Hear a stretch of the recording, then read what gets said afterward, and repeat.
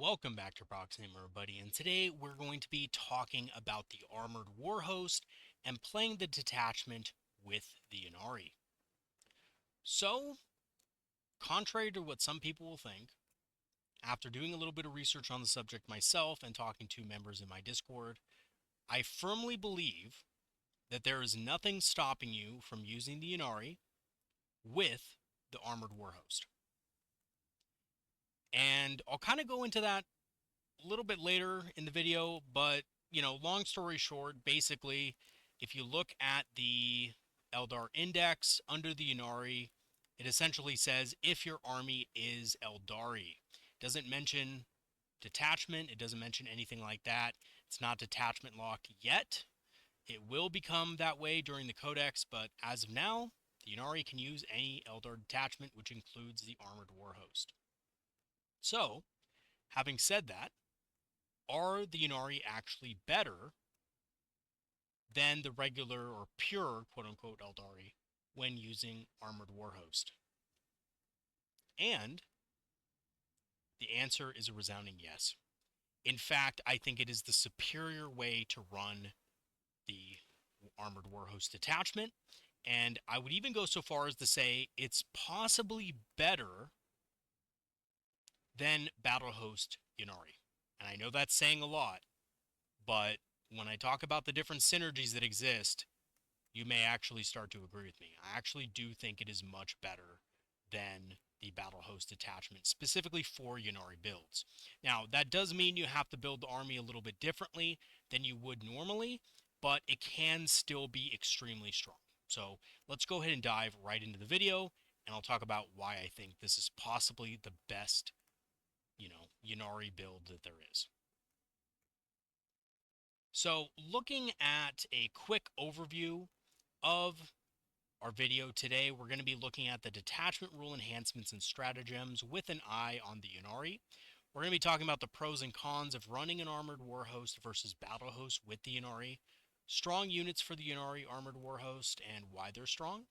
We're also going to be providing an example list that is close to quote-unquote optimal for this army specifically, and the general idea of how to play this list shown on Tabletop Simulator, just, kind of how to deploy it, the different strategies, the threat ranges, and stuff like that. Okay, so the detachment rule, of course, is skilled crews. Now, normally on Aeldari vehicles, this is just kind of lackluster. We only have a couple of vehicles that really benefit a lot from this, namely Falcons, namely things like Vipers, stuff that really does need line of sight on stuff sometimes to be able to, proc their abilities and effects. All the other things are really kind of subpar. And when I say subpar, I mean, typically speaking, do you need to advance and shoot with a Wave Serpent? Probably not, right? It's nice, but, speed is not something Wave Serpents typically need. You got Scout already with the Corsairs. There's a lot of redundancies that I found with the Armored Warhost in pure Aeldari, but that changes when we look at the Ynnari, because if you read this ability and you read the firing deck rule, you actually come to find that they are completely compatible. So what that means is you can load a raider up with Cobblelight Warriors with Dark Lances and Splinter Cannons and all that good stuff, and they will all get the Assault ability. So all those Dark Lances are getting Assault, and they're also able to, raiders, of course, are able to advance automatically 6 inches each and every time. So you don't need to worry about the reroll because you're already advancing the full 6. So it's very strong, and it's a very good ability for Venoms as well, when you can, advance and shoot, get to a position where you can move block, and then also, bring some weapons to bear. It increases their, general usefulness by a lot.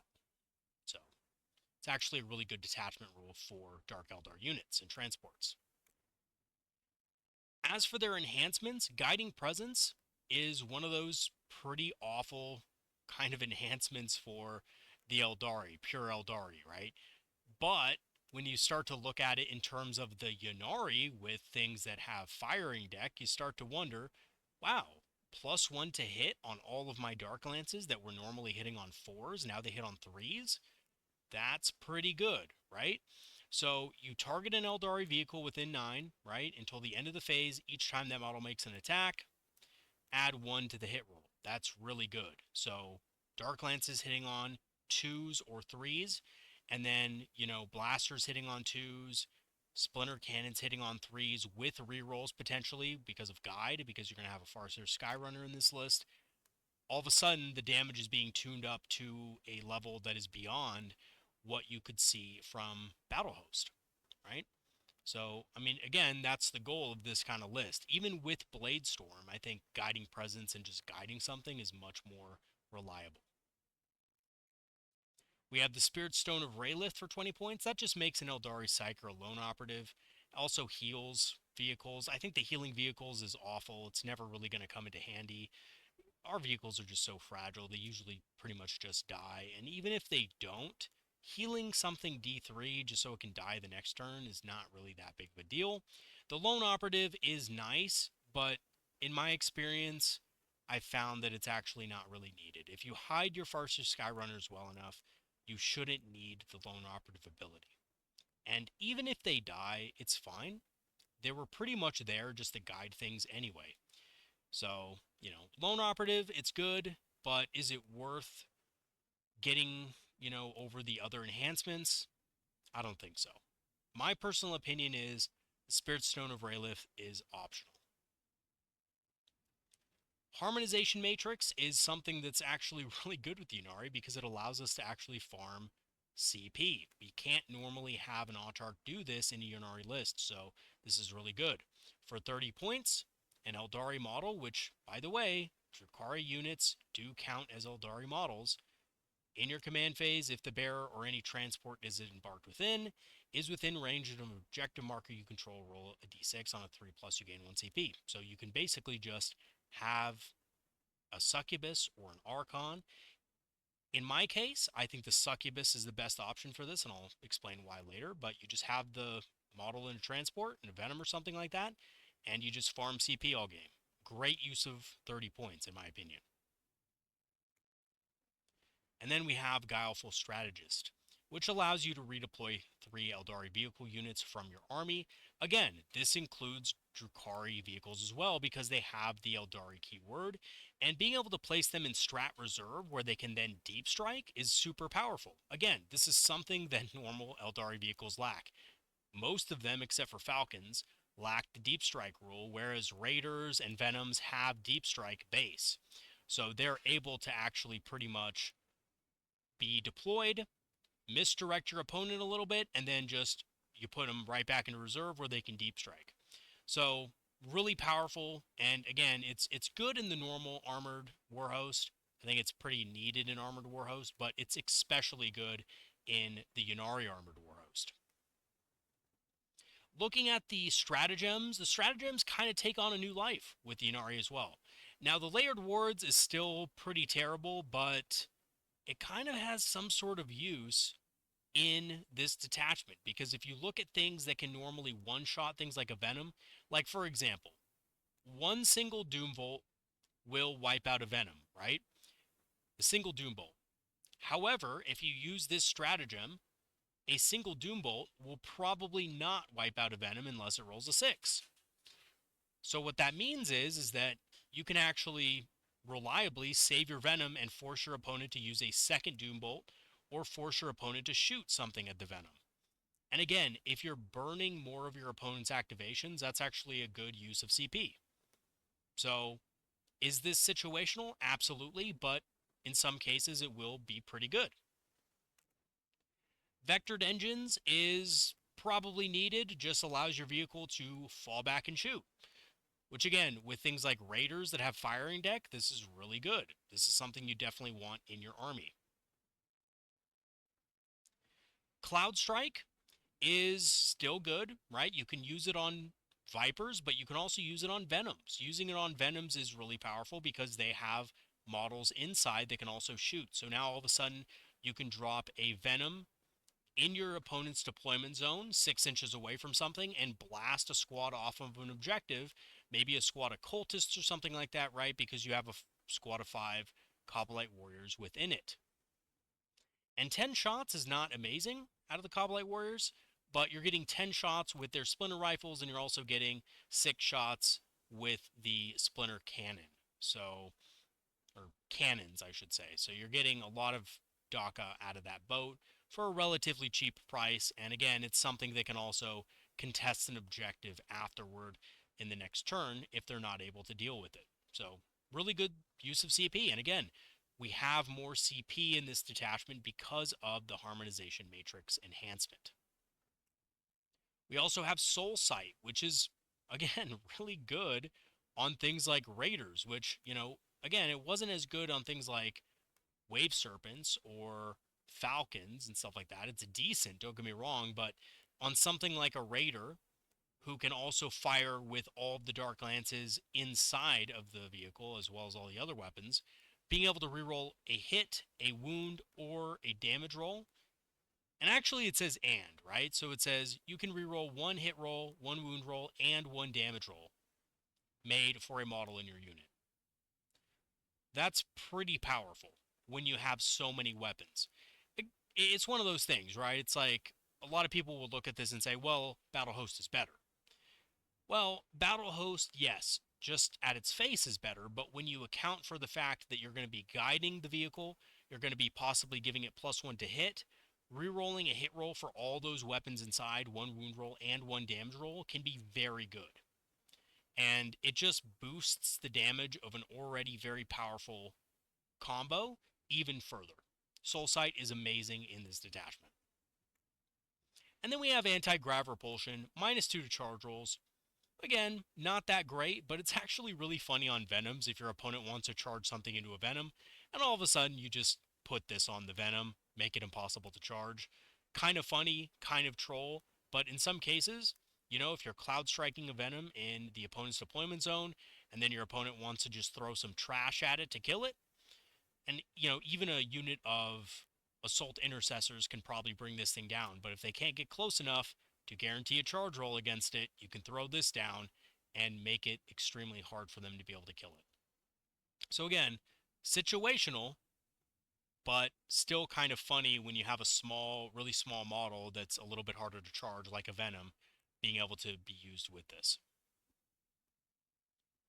And lastly, we have Swift Deployment. So Swift Deployment, a little bit interesting, probably not as good in this detachment as it is with normal Aeldari, but it does allow you to do some cool things on objectives. So in the late game, if you need to put a lot of OC on an objective really quickly, you can use a Raider to move, advance 6, and then drop your Coblite Warriors with a bunch of OC onto an objective so that you can actually, score points on it. That's a very good move, and it's something that I think could very likely win you the game if that situation comes up, which a lot of the times it does. Later in the game, you don't want to expose your Raiders and your Venom. Well, not your Venoms because those are kind of expendable, but you don't want to expose your Raiders filled with, elite Coblite Warriors with all their special weapons to enemy fire. So they're going to be in your backfield usually or in a safe spot, but in the late game, they're not going to necessarily have the movement just outright to be able to contest objectives.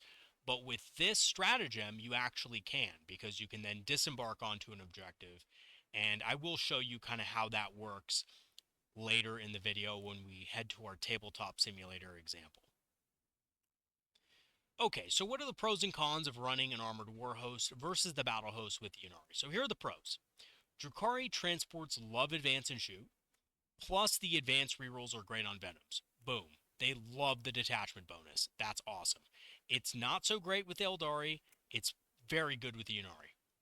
The stratagems are generally more useful on Drukhari vehicles as well. Things like Soul Sight is really good with Raiders filled with Coblite Warriors.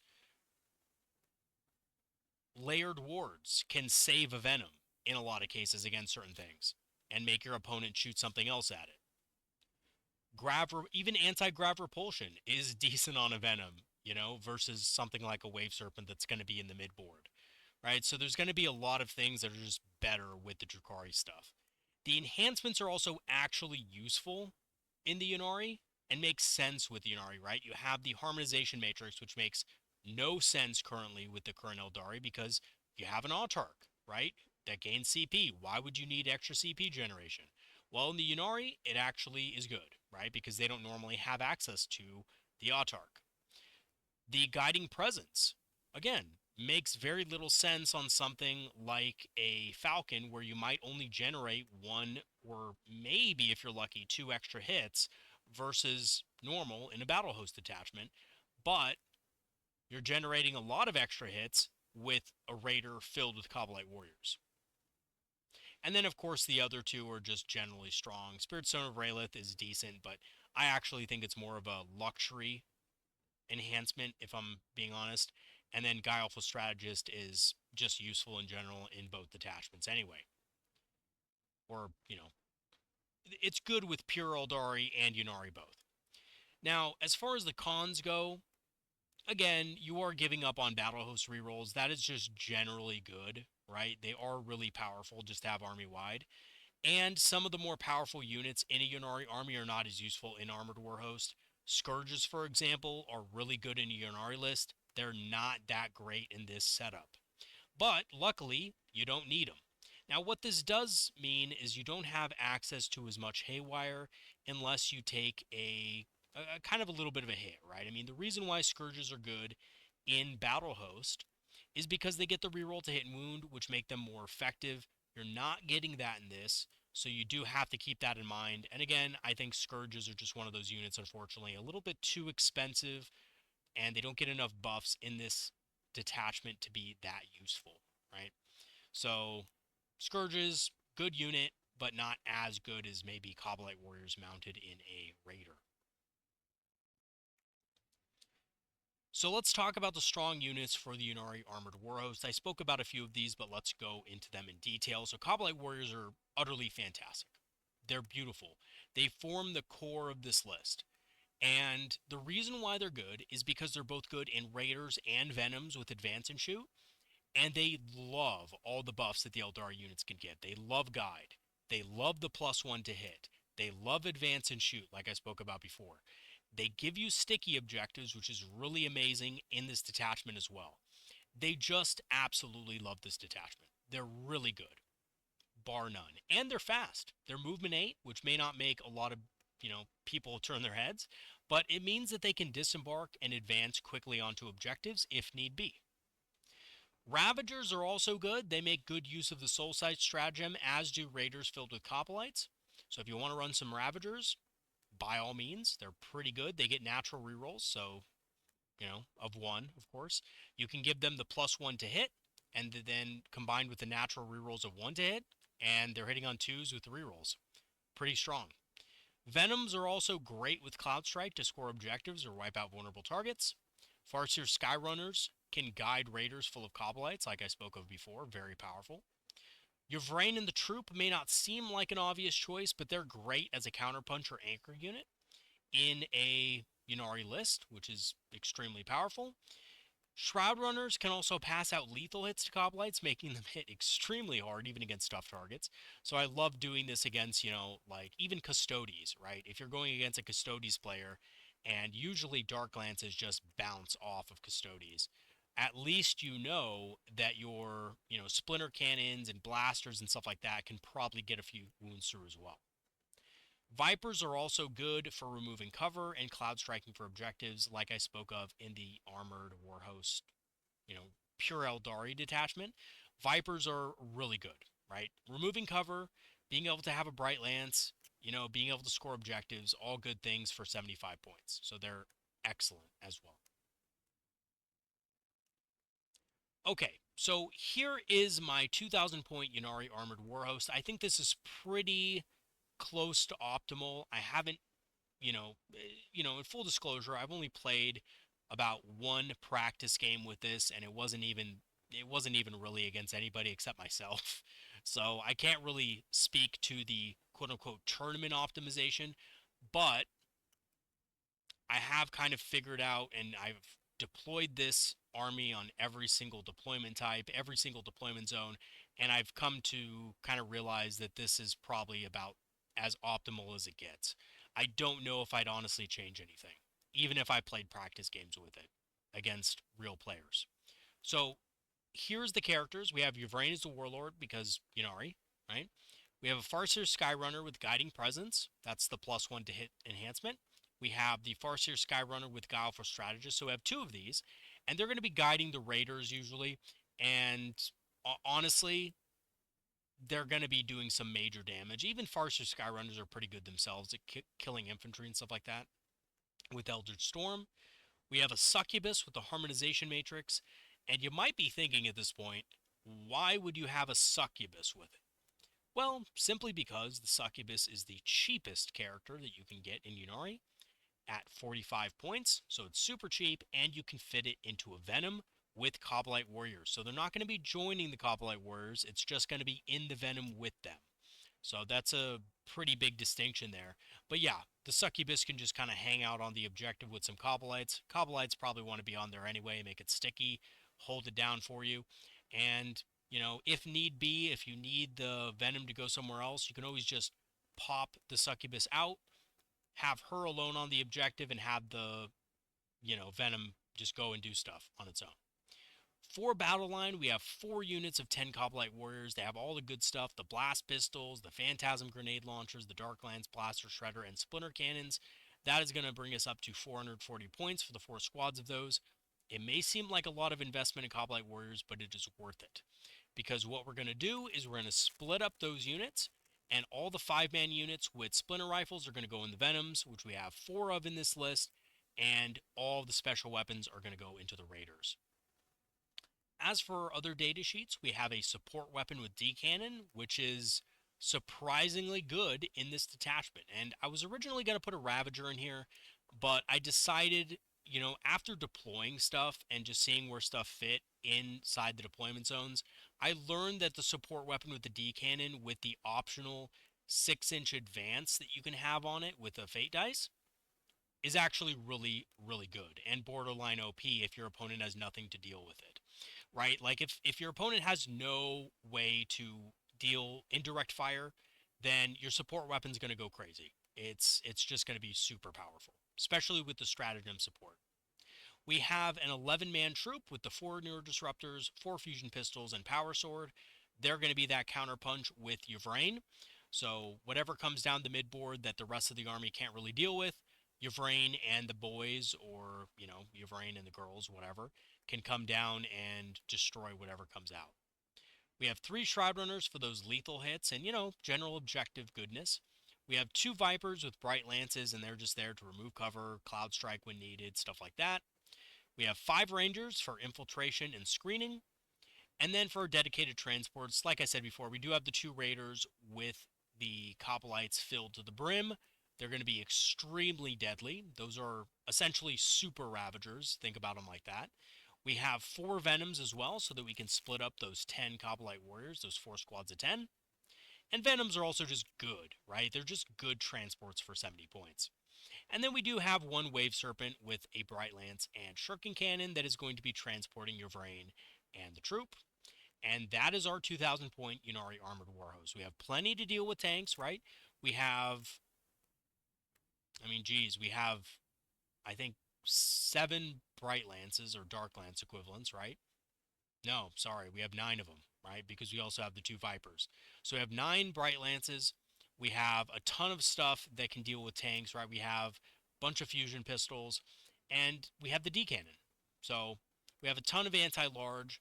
And here's the thing, though, is a lot of people think that maybe Dark Lances alone aren't enough, right? Like, what do you do if you go up against Knights or something like that? Well, what you do against Knights is you simply just kill whatever the Knight player puts in the open, right? Your opponent's going to have to put stuff on objectives, and you're just going to focus the stuff that's in front of you down.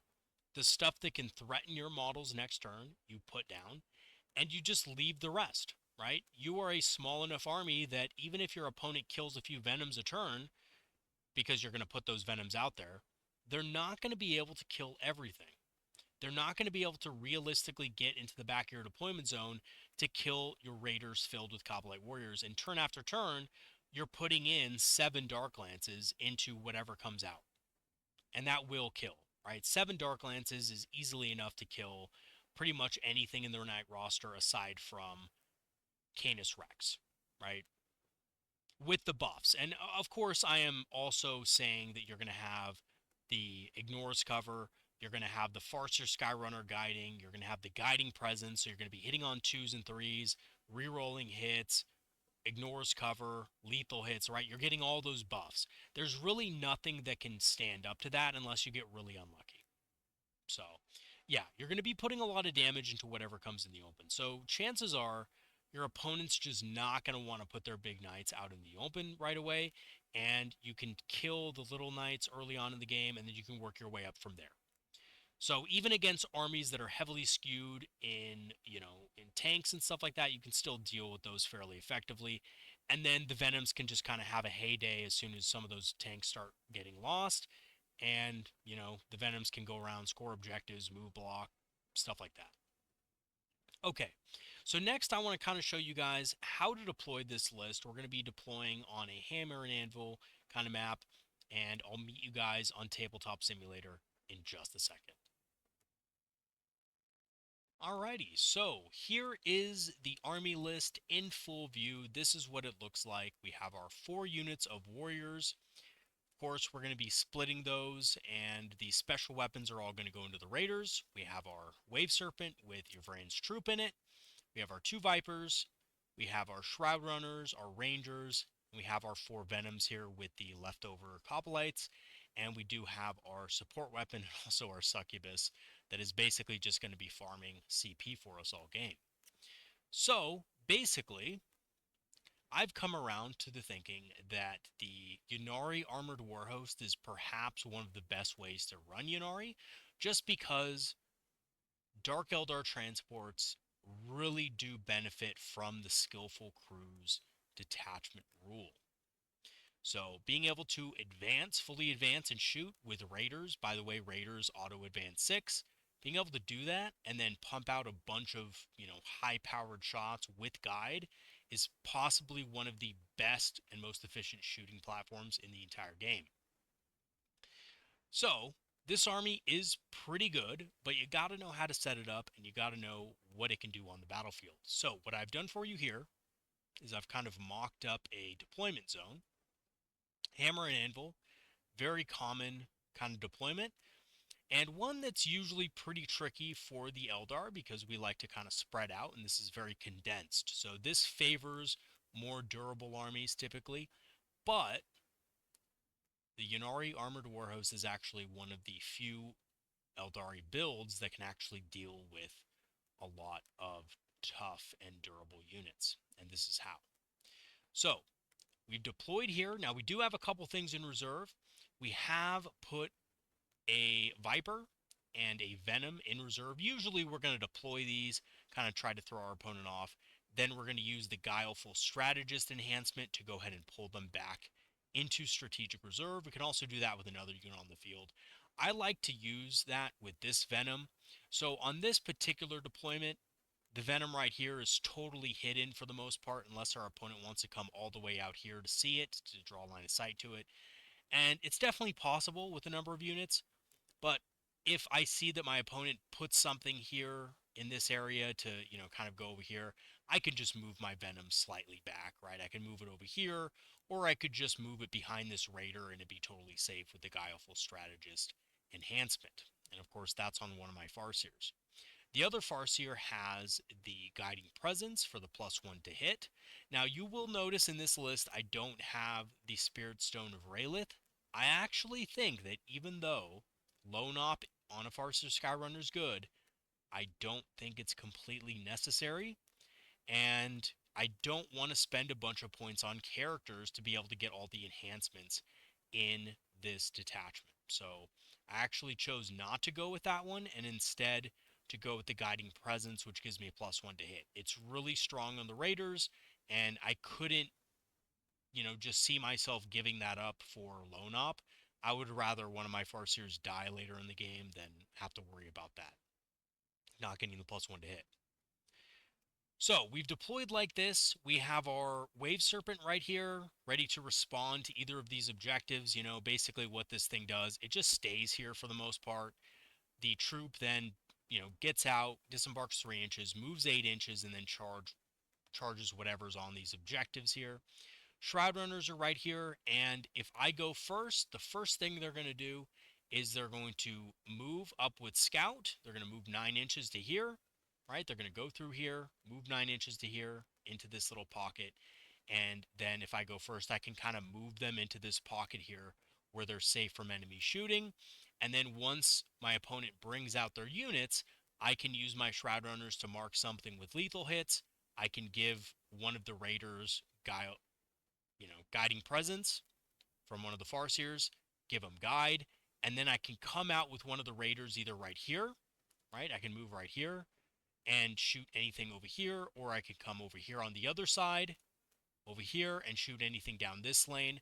So I have a way to basically bring 3 Dark Lances, 2 Splinter Cannons, 2 Blasters, and 2 Shredders into view of my opponent, and I will do some significant damage. Most of the stuff in there is hitting on 2s or 3s, and it's going to be re-rolling hits, and it's going to be getting lethal hits. It's really strong. And if I wanted to ignore cover, I could use this Viper to do so. We also have a D-Cannon here. Now, I do want to mention this D-Cannon really quick because most of you guys saw it in the list and were probably kind of confused as to why it was there, because a single D-Cannon can't possibly be good, right? Especially without the Battle Host rerolls. But remember, it is a vehicle, so you can give it, not guiding presence, because that doesn't really matter, but you can use guide on it from one of the Farseers. You can also target with the Soul Sight Stratagem. So Soul Sight Stratagem, of course, targets a vehicle, and it gets 1 hit reroll, 1 wound reroll, or 1 damage roll. That's really good for this thing. On top of that, you can use Fate Dice on this thing to be able to kind of get a 6-inch advance. So putting it right here is actually really strong, because when you have a D-Cannon that can basically see the entire board and control the entire middle, yeah, I mean, the truth is D-Cannons are a little bit swingy, but with all the rerolls they're getting, you should be able to, get a few hits. We also have some extra CP generation from the Succubus who's in this transport. And by the way, the Harmonization Matrix does work well within a transport, remember. So we have our Venom here with the Succubus just basically making this objective sticky with some Coblite Warriors, and the Succubus is just there to farm CP for you on a 3-up. So basically what you're going to do is this. You're going to keep the support weapon right here, and then as your opponent moves things up the board, they're going to be trying to keep outside of 24 inches of this thing. So, 24 inches is right about here. Your opponent can definitely go behind that with a lot of stuff and kind of be out of range of it. And the way they figure it is that, yeah, you can move 3 inches, but you can only move here, really, with 3 inches. And even if I'm right here, right, 24 isn't exactly going to help you. But we can advance and shoot with the vehicles in this army. So you can use a Fate Dice on this thing, make it go 9 inches, put it from here to here. So from over here to this little pocket over here, it's still out of line of sight. And now from here, you have a lot more range, right? You can hit anything from over here. You can even target things in this corner of the building. And you can even target things in this little bit of corner in the building as well. Just barely, but if somebody has something, tucked away in this corner right here, you can shoot it. So, yeah, you got tons of range. You can shoot anything behind here. You got here, and from this angle right here, you have basically almost everything over here. If you wanted to, with a 9-inch advance, you could possibly get right here, right? You could move 3 over and then 6 over here. And I mean, you are exposing yourself doing this, but if you really need something in this pocket dead, you can get to it with a 6-inch advance roll. So I think that's a pretty powerful kind of combo that you can use to kind of control the board. We have our Rangers here, of course, to dissuade people from infiltrating onto the objectives or scout moving up the battlefield on this side. I think the one thing this army possibly is weak to is a bunch of Alpha Strike stuff that can just kind of hit you on turn 1, and you don't really have a lot of durability, so you're not going to be able to counterattack. And yeah, that's basically the plan, though.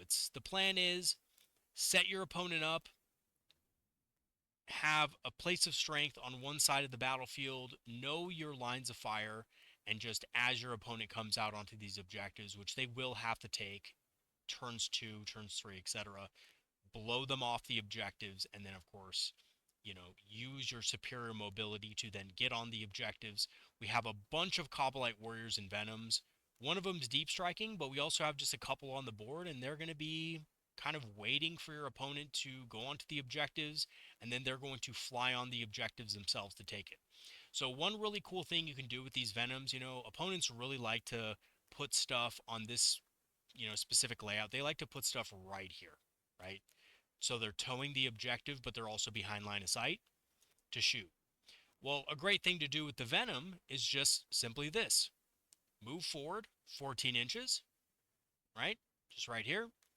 Move, disembark some Cobblite Warriors right behind this wall, and then your opponent is not going to be able to get that objective, right? They're going to have to then charge the Cobblite Warriors, expose themselves, and, obviously probably die afterwards. So that's how you can control the primary game, is with these little Venoms. And they're super cheap.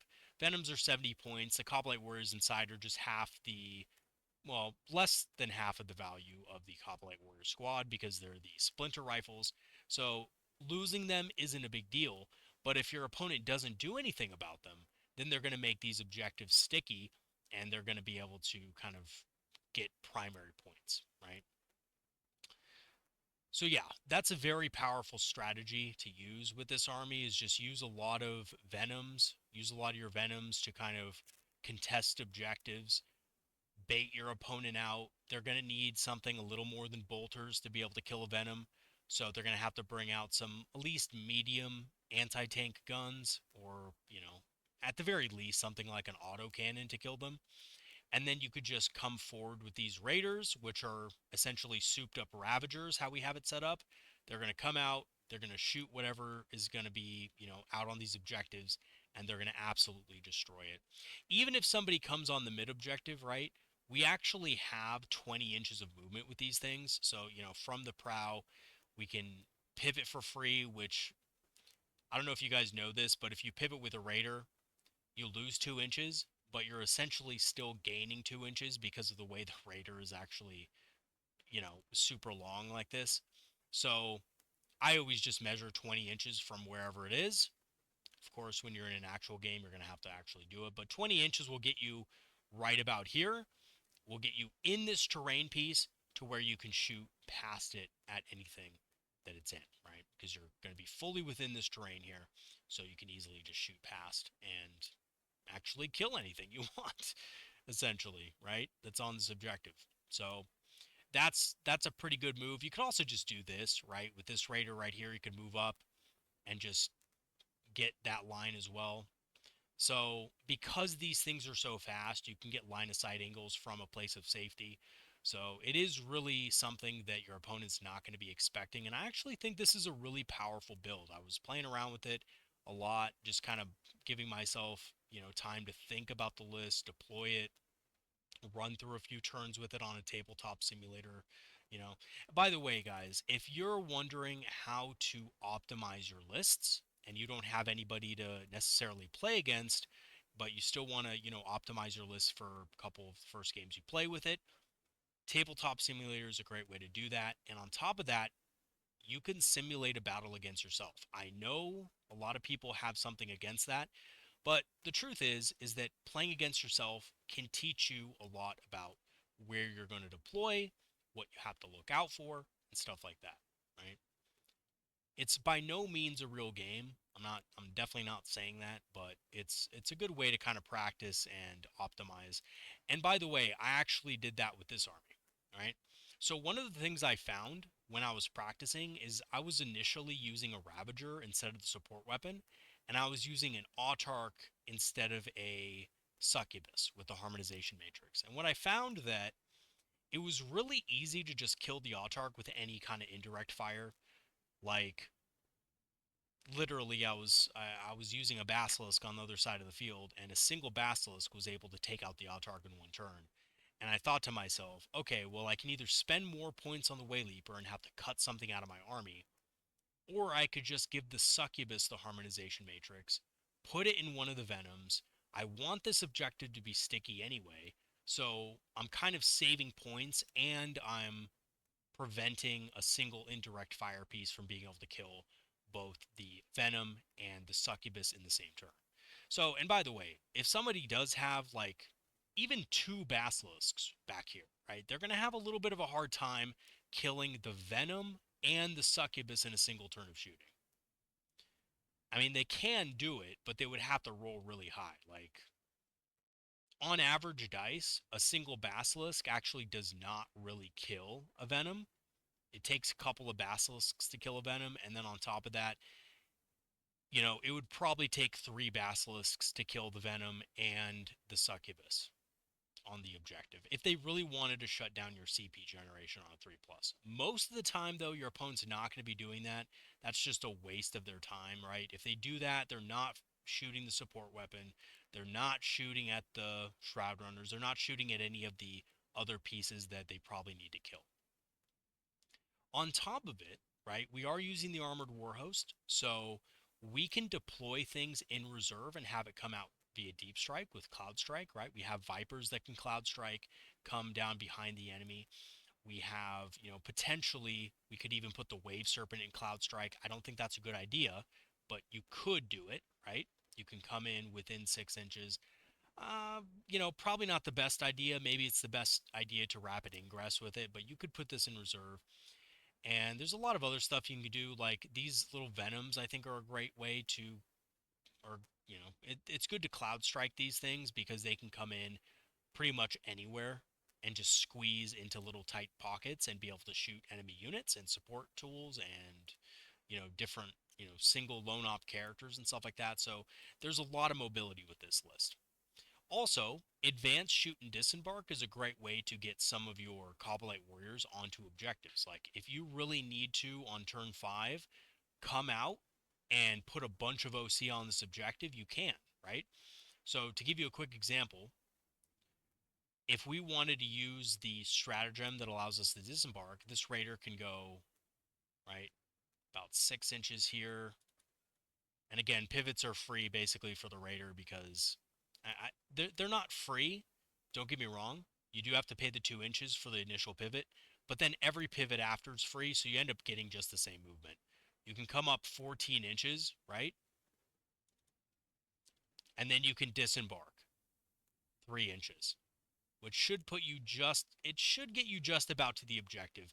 You'd have to move this raider right here a little bit farther over the turn before, but you can basically deploy a bunch of stuff right here on the edge of this objective to gain a bunch of OC. So if your opponent has like a tough character here that you can't kill and you have nothing to put on this objective, you could auto advance 6 inches with the raider, get it on up there, and then you can disembark with the stratagem, disembark all your guys right here, which is a good play. You can also obviously do that with a Venom if you still have a Venom around at this point in the game, in the late game.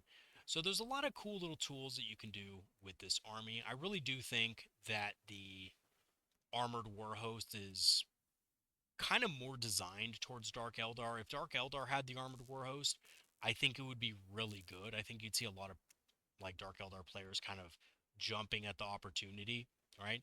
But Ynnari is kind of the best of both worlds, where you have the Dark Eldar units that are really good in transports, but you also have all the support options that are good for supporting those units in transports.